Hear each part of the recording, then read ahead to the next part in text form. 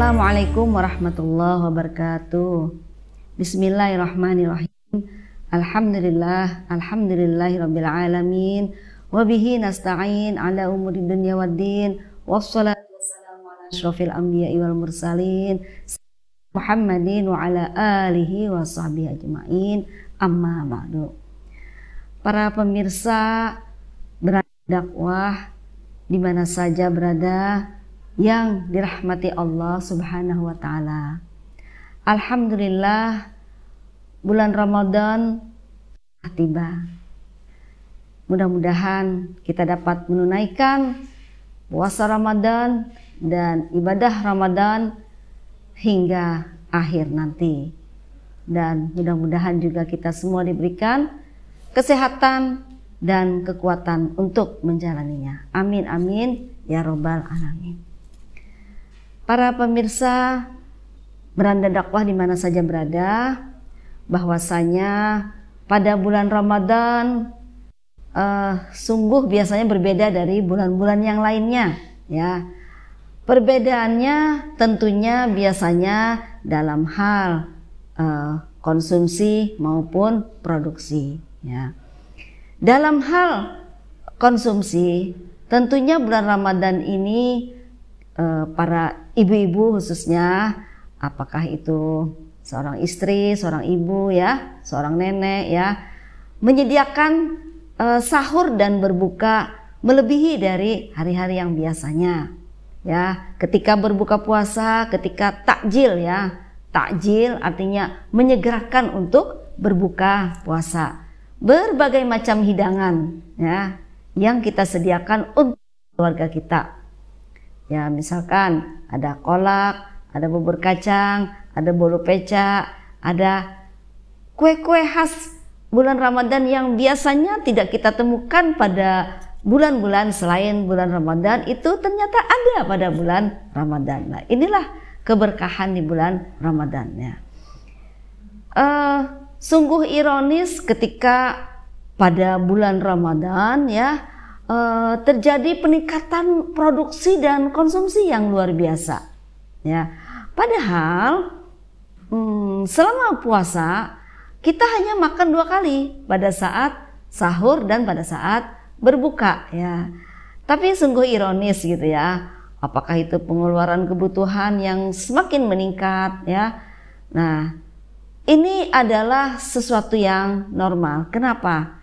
Karena kita, ya, sebagai ibu rumah tangga, sebagai orang tua, sebagai kepala rumah tangga, ingin menghadirkan, menyajikan, menyuguhkan makanan yang terbaik, makanan yang bergizi, ya, untuk keluarga tercinta, ya. Sehingga jangan heran kenapa pada bulan Ramadan itu finansialnya itu lebih meningkat dibanding bulan-bulan selain bulan Ramadan, ya. Barangkali inilah nilai sebagai sebuah keberkahan pada bulan Ramadan. Nah, pada bulan Ramadan ini, ya, hendaklah kita sebagai umat Islam, ya, hendaklah kita tetap produktif di bulan Ramadan, ya, tetap produktif di bulan Ramadan, apalagi dalam pelaku usaha UMKM, ya, usaha mikro kecil menengah, hendaklah tetap berproduksi di bulan Ramadan, ya. Bolehlah kita meningkatkan amaliyah ibadah Ramadan dengan iktikaf, membaca Al-Quran, kemudian ibadah-ibadah yang lainnya, bolehlah. Namun jangan full day, jangan seharian saja di masjid, jangan membaca Al-Quran dari pagi hingga sore, sambung lagi habis tarawih malah membaca Al-Quran, sehingga melupakan kewajiban sebagaimana seorang kepala keluarga, ya. Ibadah boleh, akan tetapi ingat ada anak yang harus dinafkahi, ada istri yang harus dinafkahi, bahkan mungkin ada orang tua kita yang harus kita nafkahi, ya. Sehingga pada bulan Ramadan, ya, adalah bulan yang benar-benar bukan saja kita ibadah mahdoh, ibadah kepada Allah, tapi juga segala aktivitas di bulan Ramadan kita niatkan untuk ibadah kepada Allah. Bukankah dalam bulan Ramadan ini sedekah adalah pahala yang paling bagus ya di bulan Ramadan? Rasulullah Shallallahu Alaihi Wasallam pernah ditanya, ya, ayus sadaqah afdal? Qala Rasulullah Shallallahu Alaihi Wasallam, as-sadaqah fi yaumi Ramadan. Rawahu Tirmidzi. Sahabat bertanya, sedekah apakah Rasulullah yang paling afdal? Maka Rasulullah Shallallahu Alaihi Wasallam menjawab, adalah sedekah yang paling afdal itu adalah sedekah di bulan Ramadan. Ya. Hadis riwayat Imam At-Tirmidzi. Ya. Rasulullah Shallallahu Alaihi Wasallam juga pernah bersabda, man sa'a ala walidayhi fa fi sabilillah wa man sa'a ala ayalihi fa fi sabilillah. Yang artinya barang siapa yang berusaha atau bekerja yang diniatkan untuk kedua orang tuanya, maka itu adalah fi sabilillah. Dan barang siapa juga yang sa'a atau bekerja atau berusaha yang mana hasil usahanya itu adalah untuk ayalihi atau keluarganya, maka itu juga adalah fi sabilillah. Oleh karena itu, di dalam prinsip ekonomi Islam ya ada prinsip keseimbangan ya, seimbang antara dunia dan akhirat ya. Artinya mencari kebutuhan, keperluan untuk keluarga ya, itu adalah bernilai pahala di sisi Allah Subhanahu wa taala ya. Di dalam surah Al-Qasas ayat 77 Allah Subhanahu wa taala berfirman, Bismillahirrahmanirrahim. Wabtaghi fima ataqallahu darul akhirah wala tansa nasibaka minad dunya wa ahsin kama ahsanallahu ilaika. Yang artinya carilah apa yang telah Allah anugerahkan kepada kalian. Wabtaghi fima ataqallahu darul akhirah, ya, untuk akhiratmu, wala tansa nasibaka minad dunya, dan janganlah melupakan ya untuk urusan duniamu.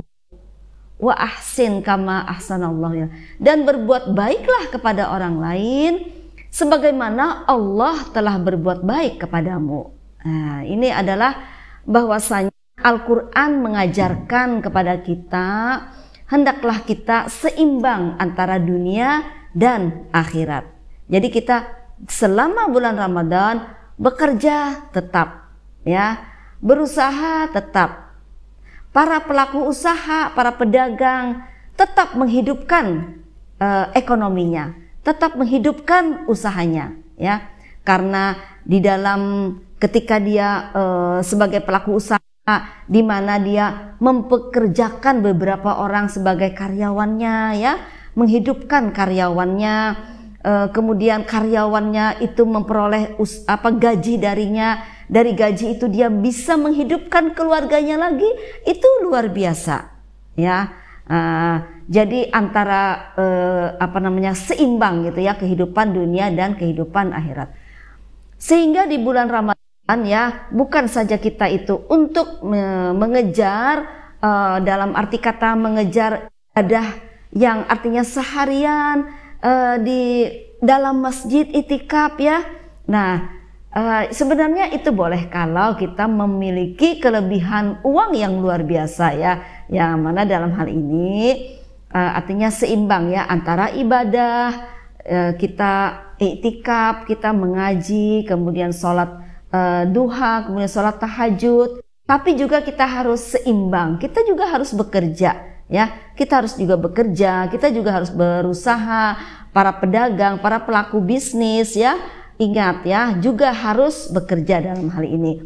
Jadi mari kita hidupkan usaha mikro, kecil, menengah ya. Mari kita berbelanja ya, dengan kita menghidupkan UMKM, dengan kita berbelanja maka kita membantu perekonomian mereka, karena mereka juga memiliki keluarga yang harus mereka nafkahi, ya, seperti itu.